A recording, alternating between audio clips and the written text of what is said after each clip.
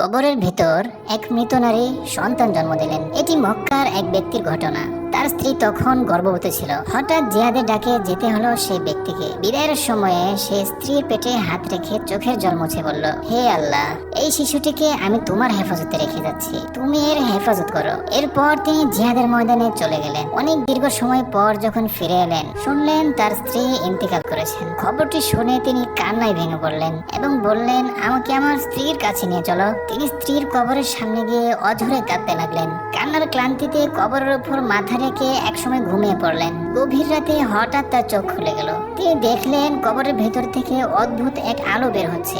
হঠাৎ কবর নিজে থেকে খুলে গেল। ভেতরে তাকিয়ে তিনি স্তব্ধ হয়ে গেলেন। দেখলেন তার মৃত স্ত্রী কবরের ভেতর শুয়ে আছে আর তার জীবিত সন্তান মায়ের কোলে খেলা করছে। তিনি তাড়াতাড়ি কবরের ভেতর ঝাঁপ দিয়ে সন্তানকে কোলে নিলেন। কবর থেকে বের হওয়ার সাথে সাথে আকাশ থেকে একটি আওয়াজ ভেসে এলো, তুমি তোমার সন্তানকে আল্লাহর হেফাজতে সমর্পণ করেছিলে, তাই আজ তোমার সন্তান তোমার কাছে ফিরে দেওয়া হলো। কিন্তু যদি তুমি তোমার স্ত্রীকেও আল্লাহর হেফাজতে সমর্পণ করতে, তবে তাকেও জীবিত অবস্থায় ফিরে পেতে।